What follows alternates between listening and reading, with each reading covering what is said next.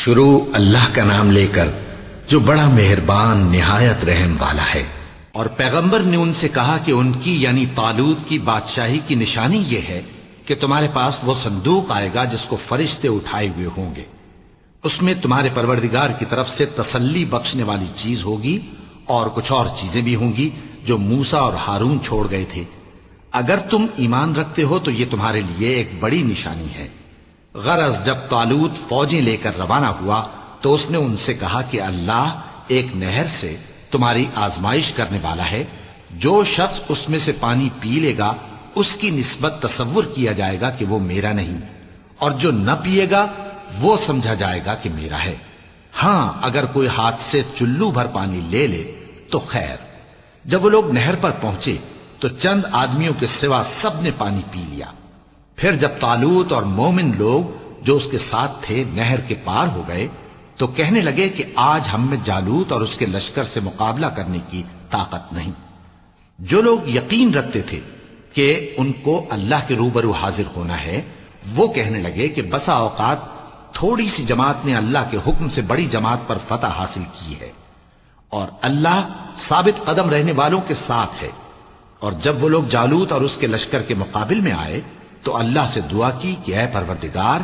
ہم پر صبر کے دہانے کھول دے اور ہمیں لڑائی میں ثابت قدم رکھ اور لشکر کفار پر فتح یاب کر۔ تو طالوت کی فوج نے اللہ کے حکم سے ان کو شکست دے دی، اور داؤد نے جالوت کو قتل کر ڈالا، اور اللہ نے ان کو بادشاہی اور دانائی بخشی اور جو کچھ چاہا سکھایا۔ اور اگر اللہ لوگوں کو ایک دوسرے پر چڑھائی اور حملہ کرنے سے نہ ہٹاتا رہتا تو کرۂ ارض تباہ ہو جاتا، لیکن اللہ اہل عالم پر بڑا مہربان ہے۔ یہ اللہ کی آیتیں ہیں جو ہم تم کو سچائی کے ساتھ پڑھ کر سناتے ہیں، اور اے محمد صلی اللہ علیہ وآلہ وسلم تم بلا شبہ پیغمبروں میں سے ہو۔ یہ پیغمبر جو ہم وقتاً فوقتاً بھیجتے رہے ہیں ان میں سے ہم نے بعض کو بعض پر فضیلت دی ہے، بعض ایسے ہیں جن سے اللہ نے گفتگو کی اور بعض کے دوسرے امور میں مرتبے بلند کیے، اور عیسیٰ ابن مریم کو ہم نے کھلی ہوئی نشانیاں عطا کی اور روح القدس سے ان کو مدد دی۔ اور اگر اللہ چاہتا تو ان سے پچھلے لوگ اپنے پاس کھلی نشانیاں آنے کے بعد آپس میں نہ لڑتے، لیکن انہوں نے اختلاف کیا تو ان میں سے بعض تو ایمان لے آئے اور بعض کافر ہی رہے۔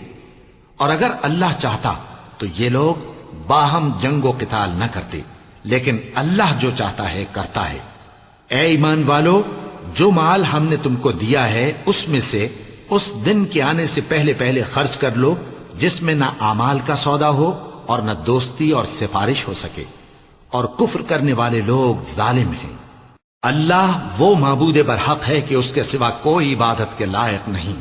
زندہ ہے سب کو تھامنے والا، اسے نہ اونگ آتی ہے نہ نیند۔ جو کچھ آسمانوں میں اور جو کچھ زمین میں ہے سب اسی کا ہے۔ کون ہے کہ اس کی اجازت کے بغیر اس سے کسی کی سفارش کر سکے؟ جو کچھ لوگوں کے روبرو ہو رہا ہے اور جو کچھ ان کے پیچھے ہو چکا ہے اسے سب معلوم ہے،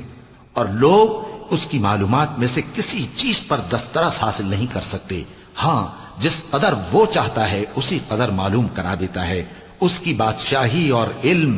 آسمان اور زمین سب پر حاوی ہے، اور اسے ان کی حفاظت کچھ بھی دشوار نہیں۔ وہ بڑا عالی رتبہ ہے، جلیل القدر ہے۔ دین اسلام میں کوئی زبردستی نہیں ہے،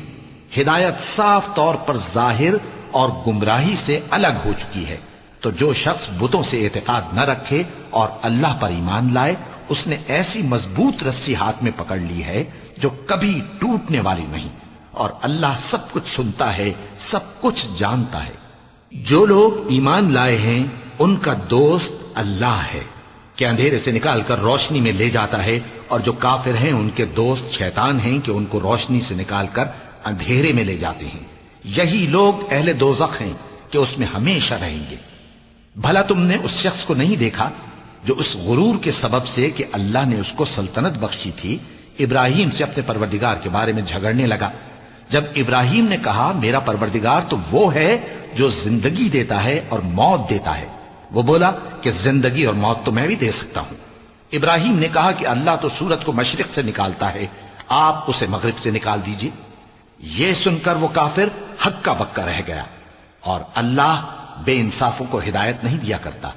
یا اسی طرح اس شخص کو نہیں دیکھا جس کا ایک بستی پر جو اپنی چھتوں پر گری پڑی تھی گزر ہوا، تو اس نے کہا کہ اللہ اس کے باشندوں کو مرنے کے بعد کیوں کر زندہ کرے گا؟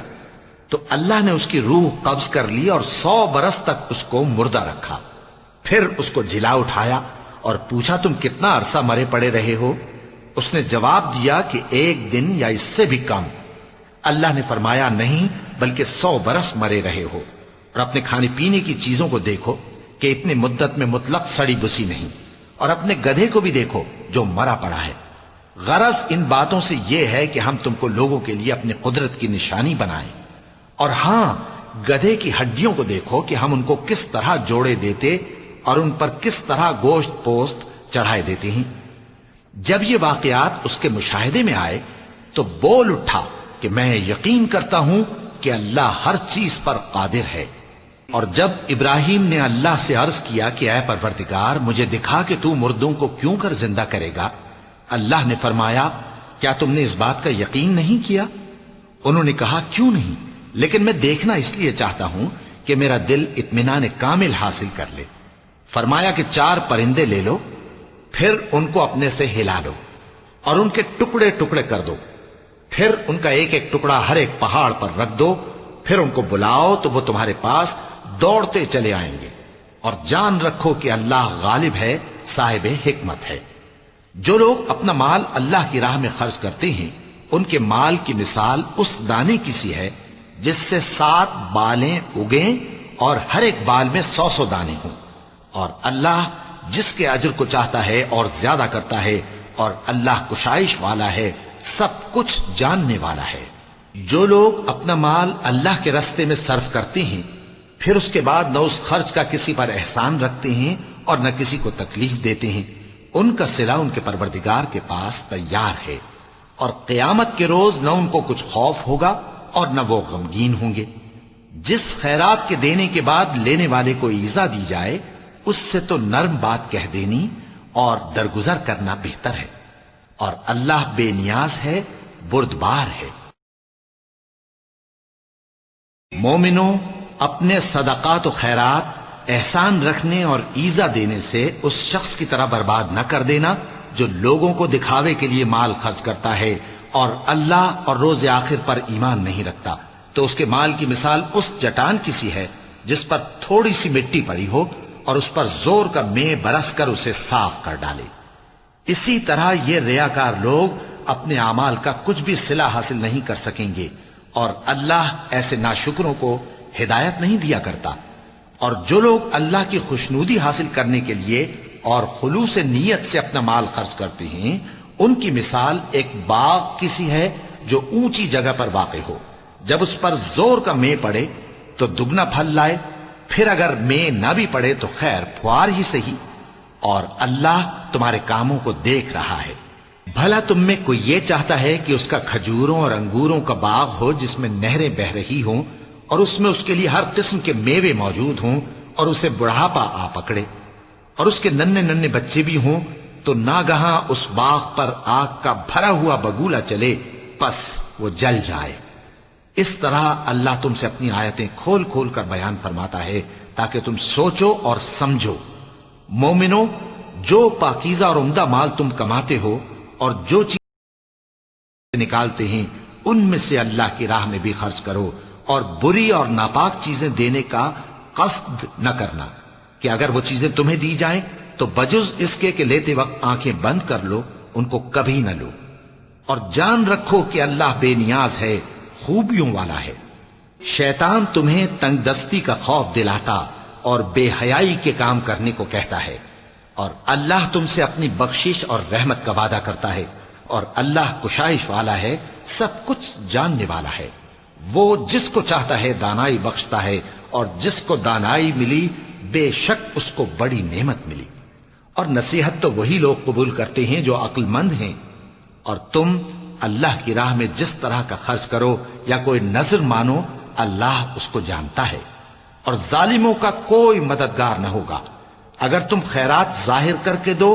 تو وہ بھی خوب ہے، اور اگر پوشیدہ دو اور دو بھی ضرورت مندوں کو تو یہ تمہارے لیے بہتر ہے۔ اور اس طرح کا دینا تمہارے گناہوں کو بھی دور کرے گا، اور اللہ کو تمہارے سب کاموں کی خبر ہے۔ اے نبی صلی اللہ علیہ وآلہ وسلم، تم ان لوگوں کی ہدایت کے ذمہ دار نہیں ہو، بلکہ اللہ ہی جس کو چاہتا ہے ہدایت بخشتا ہے۔ اور مومنو، تم جو مال خرچ کرو گے تو اس کا فائدہ تمہیں کو ہے، اور تم تو جو خرچ کرو گے اللہ کی خوشنودی کے لیے کرو گے،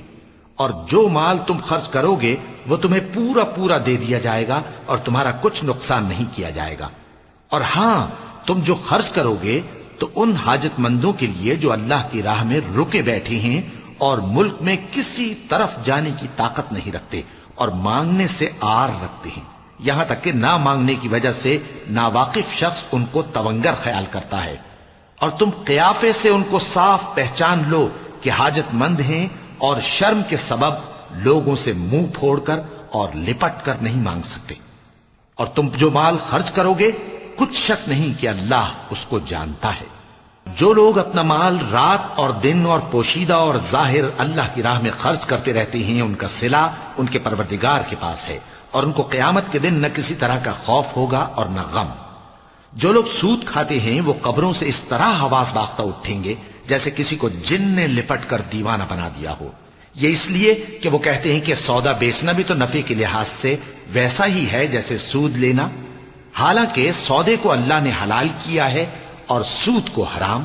تو جس شخص کے پاس اللہ کی نصیحت پہنچی اور وہ سود لینے سے باز آ گیا تو جو پہلے ہو چکا وہ اس کا، اور قیامت میں اس کا معاملہ اللہ کے سپرد۔ اور جو پھر لینے لگا تو ایسے لوگ دوزخی ہیں کہ ہمیشہ دوزخ میں جلتے رہیں گے۔ اللہ سود کو نابود یعنی بے برکت کرتا اور خیرات کی برکت کو بڑھاتا ہے، اور اللہ کسی ناشکر گناہگار کو دوست نہیں رکھتا۔ جو لوگ ایمان لائے اور نیک عمل کرتے اور نماز پڑھتے اور زکوٰۃ دیتے رہے، ان کو ان کے کاموں کا صلہ اللہ کے ہاں ملے گا، اور قیامت کے دن ان کو نہ کچھ خوف ہوگا اور نہ وہ غمناک ہوں گے۔ مومنو، اللہ سے ڈرو، اور اگر ایمان رکھتے ہو تو جتنا سود باقی رہ گیا ہے اس کو چھوڑ دو۔ پھر اگر ایسا نہ کرو گے تو تم اللہ اور اس کے رسول کی طرف سے اعلان جنگ سن لو، اور اگر توبہ کر لو گے اور سود چھوڑ دو گے تو تم کو اپنی اصل رقم لینے کا حق ہے، جس میں نہ اوروں کا نقصان اور نہ تمہارا نقصان۔ اور اگر قرض لینے والا تنگ دست ہو تو اسے کشائش کے حاصل ہونے تک مہلت دو، اور اگر زر قرض بخش دو تو وہ تمہارے لیے زیادہ اچھا ہے، بشرطے کہ سمجھو۔ اور اس دن سے ڈرو جبکہ تم اللہ کے حضور میں لوٹ کر جاؤ گے، اور ہر شخص اپنے اعمال کا پورا پورا بدلہ پائے گا اور کسی کو کچھ نقصان نہ ہوگا۔ مومنو، جب تم آپس میں کسی میعاد معین کے لیے قرض کا معاملہ کرنے لگو تو اس کو لکھ لیا کرو، اور لکھنے والا تم میں کسی کا نقصان نہ کرے بلکہ انصاف سے لکھے۔ نیز لکھنے والا جیسا اللہ نے اسے سکھایا ہے لکھنے سے انکار بھی نہ کرے اور دستاویز لکھ دے، اور جو شخص قرض لے وہی دستاویز کا مضمون بول کر لکھوائے، اور اللہ سے کہ اس کا مالک ہے خوف کرے، اور زر قرض میں سے کچھ کم نہ لکھوائے۔ اور اگر قرض لینے والا کم عقل یا ضعیف ہو یا مضمون لکھوانے کی قابلیت نہ رکھتا ہو تو جو اس کا ولی ہو وہ انصاف کے ساتھ مضمون لکھوائے، اور اپنے میں سے 2 مردوں کو ایسے معاملے کے گواہ کر لیا کرو، اور اگر 2 مرد نہ ہوں تو 1 مرد اور 2 عورتیں جن کو تم گواہ پسند کرو کافی ہیں، کہ اگر ان میں سے ایک بھول جائے گی تو دوسری اسے یاد دلا دے گی۔ اور جب گواہ گواہی کے لیے طلب کیے جائیں تو انکار نہ کریں، اور قرض تھوڑا ہو یا بہت اس کی دستاویز کے لکھنے لکھانے میں سستی نہ کرنا۔ یہ بات اللہ کے نزدیک نہایت قرین انصاف ہے، اور شہادت کے لیے بھی یہ بہت درست طریقہ ہے۔ اس سے تم کو کسی طرح کا شک و شبہ بھی نہیں پڑے گا۔ ہاں، اگر سودا دست بدست ہو جو تم آپس میں لیتے دیتے ہو تو اگر ایسے معاملے کے دستاویز نہ لکھو تو تم پر کچھ گناہ نہیں۔ اور جب خرید و فروخت کیا کرو، مثلا زمین جائیداد کی، تو بھی گواہ کر لیا کرو، اور کاتب دستاویز اور گواہ معاملہ کرنے والوں کا کسی طرح کا نقصان نہ کریں۔ اگر تم لوگ ایسا کرو تو یہ تمہارے لیے گناہ کی بات ہے، اور اللہ سے ڈرو اور دیکھو کہ وہ تم کو کیسی مفید باتیں سکھاتا ہے، اور اللہ ہر چیز سے واقف ہے۔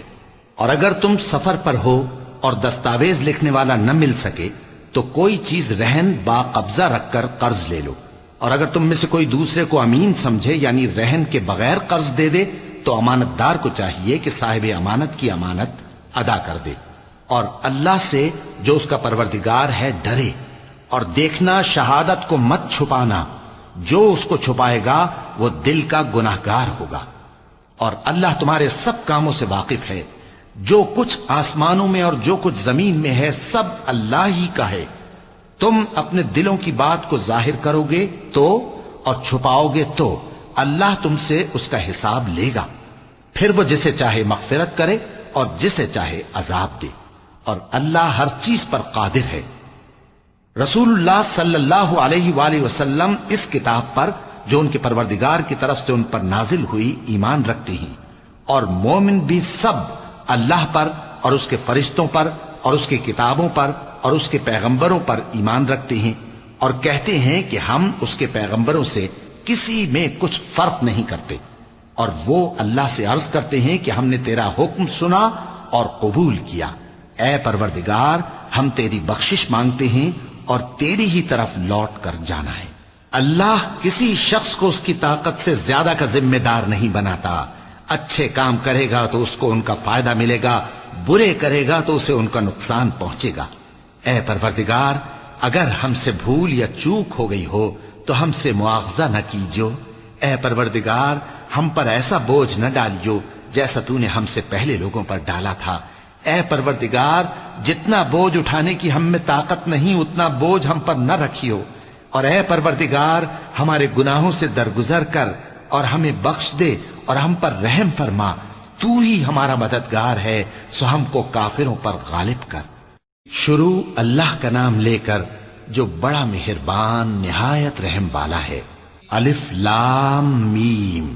اللہ جو معبود برحق ہے اس کے سوا کوئی عبادت کے لائق نہیں، زندہ ہے سب کو تھامنے والا۔ اس نے اے نبی تم پر سچی کتاب نازل کی جو پہلی آسمانی کتابوں کی تصدیق کرتی ہے، اور اسی نے تورات اور انجیل نازل کی تھی۔ یہ دو کتابیں اس نے پہلے نازل کی تھیں لوگوں کی ہدایت کے لیے، اور پھر قرآن جو حق اور باطل کو الگ الگ کر دینے والا ہے نازل کیا۔ جو لوگ اللہ کی آیتوں کا انکار کرتے ہیں ان کو سخت عذاب ہوگا، اور اللہ زبردست ہے، بدلہ لینے والا ہے۔ اللہ ایسا خبیر و بصیر ہے کہ کوئی چیز اس سے پوشیدہ نہیں، نہ زمین میں اور نہ آسمان میں۔ وہی تو ہے جو ماں کے پیٹ میں جیسی چاہتا ہے تمہاری صورتیں بناتا ہے، اس غالب حکمت والے کے سوا کوئی عبادت کے لائق نہیں۔ اے پیغمبر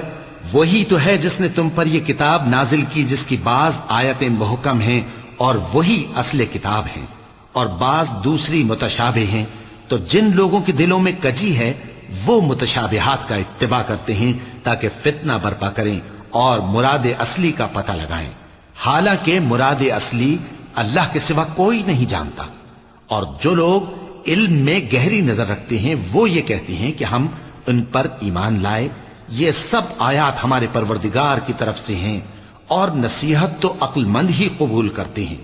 اے پروردگار جب تو نے ہمیں ہدایت بخشی ہے تو اس کے بعد ہمارے دلوں میں کجی نہ پیدا کر دیجو، اور ہمیں اپنے ہاتھ سے رحمت عطا فرما، تو بڑا عطا فرمانے والا ہے۔ اے پروردگار تو اس روز جس کے آنے میں کچھ بھی شک نہیں سب لوگوں کو اپنے حضور میں جمع کر لے گا، بے شک اللہ خلاف وعدہ نہیں کرتا۔ جو لوگ کافر ہوئے اس دن نہ تو ان کا مال ہی اللہ کے عذاب سے ان کو بچا سکے گا اور نہ ان کی اولاد ہی کچھ کام آئے گی، اور یہ لوگ آتش جہنم کا ایندھن ہوں گے۔ ان کا حال بھی فرعونیوں اور ان سے پہلے لوگوں کا سا ہوگا جنہوں نے ہماری آیتوں کی تکذیب کی تھی، تو اللہ نے ان کو ان کے گناہوں کے سبب عذاب میں پکڑ لیا تھا، اور اللہ سخت عذاب کرنے والا ہے۔ اے پیغمبر کافروں سے کہہ دو کہ تم دنیا میں بھی عنقریب مغلوب ہو جاؤ گے اور آخرت میں جہنم کی طرف اکٹھا کیے جاؤ گے، اور وہ بری جگہ ہے۔ تمہارے لیے دو گروہوں میں جو جنگ بدر کے دن آپس میں بھیڑ گئے قدرت الہی کی عظیم الشان نشانی تھی۔ ایک گروہ مسلمانوں کا تھا، وہ اللہ کی راہ میں لڑ رہا تھا، اور دوسرا گروہ کافروں کا تھا، وہ ان کو اپنی آنکھوں سے اپنے سے دگنا مشاہدہ کر رہا تھا۔ اور اللہ اپنی نصرت سے جس کو چاہتا ہے مدد دیتا ہے۔ جو اہل بصارت ہیں ان کے لیے اس واقعے میں بڑی عبرت ہے۔ لوگوں کو ان کی خواہشوں کی چیزیں یعنی عورتیں اور بیٹے اور سونے اور چاندی کے بڑے بڑے ڈھیر اور نشان لگے ہوئے گھوڑے اور مویشی اور کھیتی بڑی زینت دار معلوم ہوتی ہیں، مگر یہ سب دنیا ہی کی زندگی کے سامان ہیں اور اللہ کے پاس بہت اچھا ٹھکانہ ہے۔ اے پیغمبر ان سے کہو کہ بھلا میں تم کو ایسی چیز بتاؤں جو ان چیزوں سے کہیں اچھی ہو؟ سنو، جو لوگ پرہیزگار ہیں ان کے لیے اللہ کے ہاں باغات بہشت ہیں جن کے نیچے نہریں بہ رہی ہیں، ان میں وہ ہمیشہ رہیں گے، اور پاکیزہ بیویاں ہیں، اور سب سے بڑھ کر اللہ کی خوشنودی۔ اور اللہ اپنے سب بندوں کو دیکھ رہا ہے جو اللہ سے التجا کرتے ہیں کہ اے پروردگار، ہم ایمان لے آئے سو ہم کو ہمارے گناہ معاف فرما اور ہم کو دوزخ کے عذاب سے محفوظ رکھ۔ یہ وہ لوگ ہیں جو مشکلات میں صبر کرتے اور سچ بولتے اور عبادت میں لگے رہتے اور نیکی میں خرچ کرتے اور اوقات سحر میں گناہوں کی معافی مانگا کرتے ہیں۔ اللہ تو اس بات کی گواہی دیتا ہے کہ اس کے سوا کوئی معبود نہیں، اس حال میں کہ وہ انصاف کا حاکم ہے، اور فرشتے اور علم والے بھی گواہی دیتے ہیں کہ اس غالب حکمت والے کے سوا کوئی لائق عبادت نہیں۔ دین تو اللہ کے نزدیک اسلام ہی ہے، اور اہل کتاب نے جو اس دین سے اختلاف کیا تو علم حاصل ہونے کے بعد آپس کی ضد سے کیا، اور جو شخص اللہ کی آیتوں کو نہ مانے تو اللہ جلد حساب لینے والا ہے۔ اے پیغمبر، پس اگر یہ لوگ تم سے جھگڑنے لگیں تو کہنا کہ میں اور میرے پیرو تو اللہ کے فرمانبردار ہو چکے، اور اہل کتاب اور ان پڑھ لوگوں سے کہو کہ کیا تم بھی اللہ کے فرمانبردار بنتے اور اسلام لاتے ہو؟ پس اگر یہ لوگ اسلام لے آئیں تو بے شک ہدایت پالیں، اور اگر تمہارا کہا نہ مانے تو تمہارا کام صرف اللہ کا پیغام پہنچا دینا ہے، اور اللہ اپنے بندوں کو دیکھ رہا ہے۔ جو لوگ اللہ کی آیتوں کو نہیں مانتے اور انبیاء کو ناحق قتل کرتے رہے ہیں، اور جو انصاف کرنے کا حکم دیتے ہیں انہیں بھی مار ڈالتے ہیں، ان کو دکھ دینے والے عذاب کی خوشخبری سنا دو۔ یہ ایسے لوگ ہیں جن کے اعمال دنیا اور آخرت دونوں میں برباد ہیں، اور ان کا کوئی مددگار نہیں ہوگا۔ بھلا تم نے ان لوگوں کو نہیں دیکھا جن کو کتاب یعنی تورات سے حصہ دیا گیا، اور وہ اس کتاب اللہ یعنی قرآن کی طرف بلائے جاتے ہیں تاکہ یہ ان کے تنازعات کا ان میں فیصلہ کر دے، تو ایک فریق ان میں سے پھر جاتا ہے اور منہ پھیر لیتا ہے، یہ اس لیے کہ یہ اس بات کے قائل ہیں کہ دوزخ کی آگ ہمیں چند روز کے سوا چھو ہی نہیں سکے گی، اور جو کچھ یہ دین کے بارے میں بہتان باندھتے رہے ہیں اس نے ان کو دھوکے میں ڈال رکھا ہے۔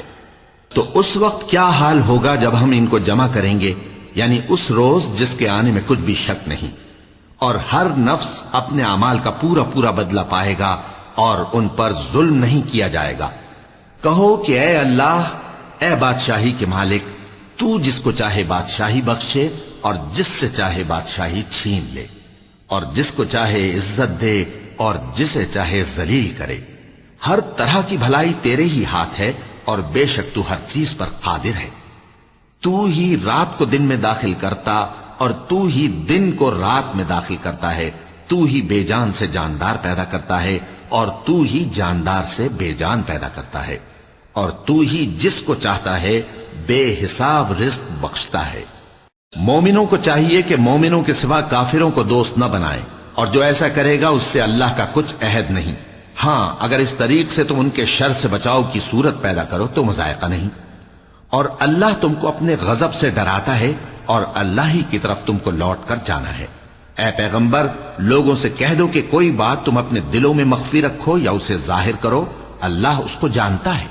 اور جو کچھ آسمانوں میں اور جو کچھ زمین میں ہے اس کو سب کی خبر ہے، اور وہ ہر چیز پر قادر ہے۔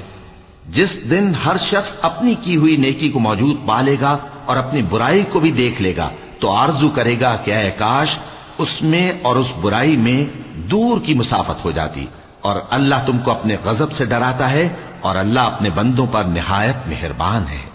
اے پیغمبر، لوگوں سے کہہ دو کہ اگر تم اللہ کو دوست رکھتے ہو تو میری پیروی کرو، اللہ بھی تمہیں دوست رکھے گا اور تمہارے گناہ معاف کر دے گا، اور اللہ بخشنے والا ہے، مہربان ہے۔ کہہ دو کہ اللہ اور اس کے رسول کا حکم مانو، پس اگر وہ نہ مانے تو اللہ بھی کافروں کو دوست نہیں رکھتا۔ اللہ نے آدم اور نوح اور خاندان ابراہیم اور خاندان عمران کو تمام جہان کے لوگوں میں سے منتخب فرمایا تھا، ان میں سے بعض کی اولاد تھے، اور اللہ سننے والا ہے، جاننے والا ہے۔ وہ وقت یاد کرنے کے لائق ہے جب عمران کی بیوی نے کہا کہ اے پروردگار، جو بچہ میرے پیٹ میں ہے میں اس کو تیری نظر کرتی ہوں، اسے دنیا کے کاموں سے آزاد رکھوں گی، تو اسے میری طرف سے قبول فرما، تو سننے والا ہے، جاننے والا ہے۔ پھر جب ان کے ہاں بچہ پیدا ہوا تو کہنے لگی کہ پروردگار، میرے تو لڑکی ہوئی ہے، جبکہ اللہ خوب جانتا تھا جو ان کے ہاں ولادت ہوئی تھی، اور نہ ہوتا لڑکا مانند اس لڑکی کے۔ اور کہنے لگی میں نے اس کا نام مریم رکھا ہے، اور میں اس کو اور اس کی اولاد کو شیطان مردود سے تیری پناہ میں دیتی ہوں۔ تو اس کے پروردگار نے اس کو پسندیدگی کے ساتھ قبول فرمایا اور اسے اچھی طرح پرورش کیا، اور زکریا کو اس کا کفیل بنایا۔ زکریا جب کبھی عبادت گاہ میں اس کے پاس جاتے تو اس کے پاس کھانا پاتے۔ یہ کیفیت دیکھ کر ایک دن مریم سے پوچھنے لگے کہ مریم، یہ کھانا تمہارے پاس کہاں سے آتا ہے؟ وہ بولی کہ اللہ کے ہاں سے آتا ہے، بے شک اللہ جسے چاہتا ہے بے حساب رزق دیتا ہے۔ اس وقت زکریا نے اپنے پروردگار کو پکارا، عرض کی کہ پروردگار، مجھے اپنی طرف سے اولاد صالح عطا فرما، تو بے شک دعا سننے والا ہے۔ چنانچہ وہ ابھی عبادت گاہ میں کھڑے نماز ہی پڑھ رہے تھے کہ فرشتوں نے آواز دی کہ زکریا، اللہ تمہیں یحییٰ کی بشارت دیتا ہے، جو کلمۃ اللہ یعنی عیسیٰ کی تصدیق کریں گے اور سردار ہوں گے اور عورتوں سے رغبت نہ رکھنے والے اور ایک پیغمبر یعنی نیکوکاروں میں ہوں گے۔ زکریا نے کہا، اے پروردگار، میرے ہاں لڑکا کیوں کر پیدا ہوگا کہ میں تو بڈھا ہو گیا ہوں اور میری بیوی بانجھ ہے؟ فرمایا، اسی طرح اللہ جو چاہتا ہے کرتا ہے۔ زکریا نے کہا کہ پروردگار، میرے لیے کوئی نشانی مقرر فرما دے۔ فرمایا، تمہاری نشانی یہ ہے کہ تم لوگوں سے 3 دن اشارے کے سوا بات نہ کر سکو گے، تو ان دنوں میں اپنے پروردگار کی کثرت سے یاد اور صبح و شام اس کی تسبیح کرنا۔ اور جب فرشتوں نے مریم سے کہا کہ مریم، اللہ نے تم کو برگزیدہ کیا ہے اور تمہیں پاک بنایا ہے اور دنیا جہان کی عورتوں میں سے تم کو منتخب کیا ہے، اے مریم، اپنے پروردگار کی فرما برداری کرنا اور سجدہ کرنا اور رکوع کرنے والوں کے ساتھ رکوع کرنا۔ اے نبی، یہ باتیں اخبار غیب میں سے ہیں جو ہم تمہارے پاس بھیجتے ہیں۔ اور جب وہ لوگ اپنے قلم بطور قرعہ ڈال رہے تھے کہ مریم کا کفیل کون بنے، تو تم ان کے پاس نہیں تھے، اور نہ اس وقت ہی ان کے پاس تھے جب وہ آپس میں جھگڑ رہے تھے۔ وہ وقت بھی یاد کرنے کے لائق ہے جب فرشتوں نے مریم سے کہا کہ مریم، اللہ تم کو اپنی طرف سے ایک کلمے کی بشارت دیتا ہے جس کا نام مسیح اور مشہور عیسیٰ ابن مریم ہوگا، اور جو دنیا اور آخرت میں آبرو مند اور مقربین میں سے ہوگا، اور ماں کی گود میں اور بڑی عمر کا ہو کر دونوں حالتوں میں لوگوں سے یکساں گفتگو کرے گا اور نیکوکاروں میں ہوگا۔ مریم نے کہا کہ پروردگار، میرے ہاں بچہ کیوں کر ہوگا کہ کسی انسان نے مجھے ہاتھ تک تو لگایا نہیں؟ فرمایا کہ اللہ اسی طرح جو چاہتا ہے پیدا کرتا ہے، جب وہ کوئی کام کرنا چاہتا ہے تو ارشاد فرما دیتا ہے کہ ہو جا، تو وہ ہو جاتا ہے۔ اور وہ اسے کتاب و حکمت اور تورات اور انجیل کا علم عطا کرے گا، اور عیسیٰ بنی اسرائیل کی طرف پیغمبر ہو کر جائیں گے اور کہیں گے کہ میں تمہارے پاس تمہارے پروردگار کی طرف سے نشانی لے کر آیا ہوں، وہ یہ کہ تمہارے سامنے مٹی سے پرندے کی صورت بناتا ہوں، پھر اس میں پھونک مارتا ہوں تو وہ اللہ کے حکم سے سچ مچ پرندہ ہو جاتا ہے، اور پیدائشی اندھے اور ابرص کو تندرست کر دیتا ہوں، اور اللہ کے حکم سے مردوں کو زندہ کر دیتا ہوں، اور جو کچھ تم کھا کر آتے ہو اور جو اپنے گھروں میں جمع کر رکھتے ہو سب تم کو بتا دیتا ہوں۔ اگر تم صاحب ایمان ہو تو ان باتوں میں تمہارے لیے نشانی ہے، اور مجھ سے پہلے جو تورات نازل ہوئی تھی اس کی تصدیق بھی کرتا ہوں، اور میں اس لیے بھی آیا ہوں کہ بعض چیزیں جو تم پر حرام تھیں ان کو تمہارے لیے حلال کر دوں، اور میں تو تمہارے پروردگار کی طرف سے نشانی لے کر آیا ہوں، تو اللہ سے ڈرو اور میرا کہا مانو۔ کچھ شک نہیں کہ اللہ ہی میرا اور تمہارا پروردگار ہے، تو اسی کی عبادت کرو، یہی سیدھا رستہ ہے۔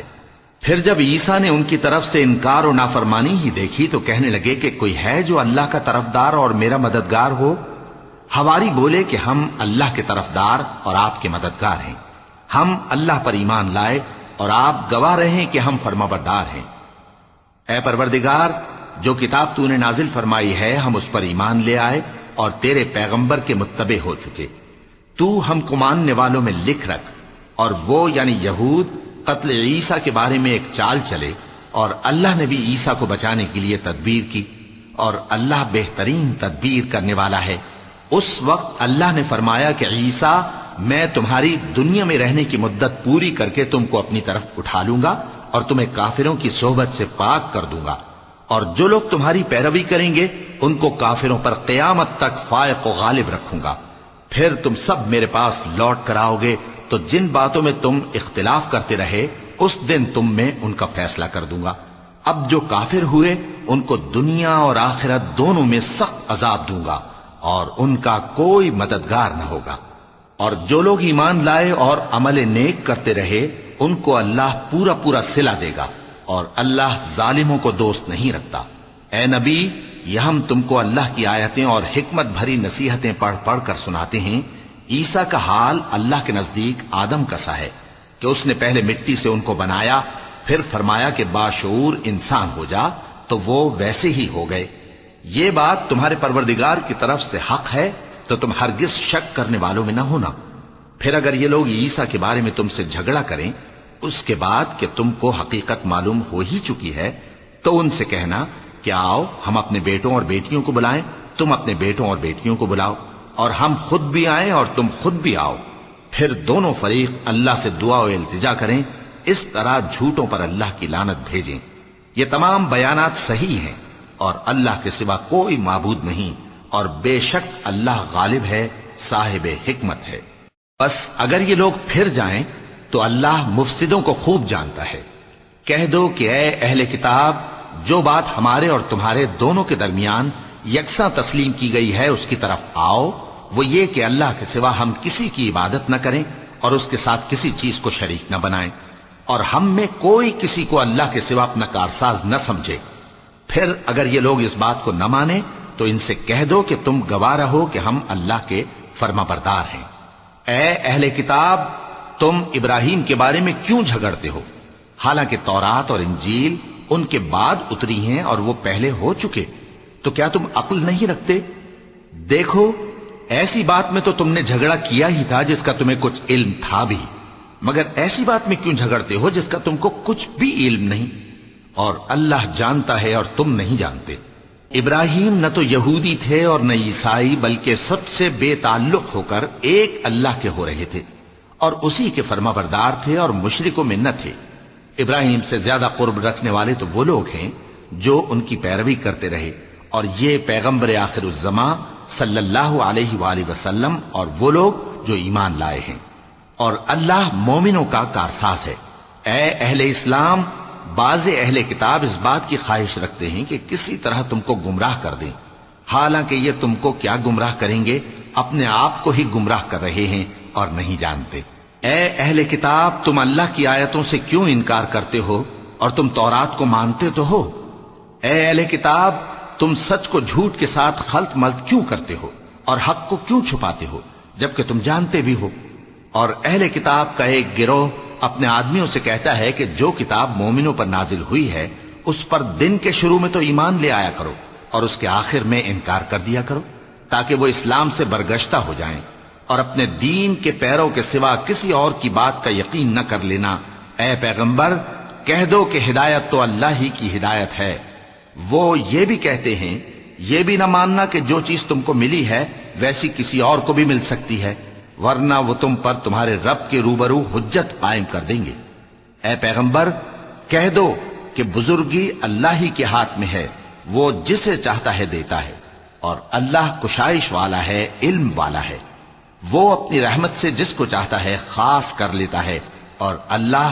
بڑے فضل کا مالک ہے۔ اور اہل کتاب میں سے کوئی تو ایسا ہے کہ اگر تم اس کے پاس دیناروں کا ڈھیر امانت رکھ دو تو تم کو فوراً واپس دے دے، اور کوئی اس طرح کا ہے کہ اگر اس کے پاس 1 دینار بھی امانت رکھو تو جب تک اس کے سر پر ہر وقت کھڑے نہ رہو تمہیں دے ہی نہیں۔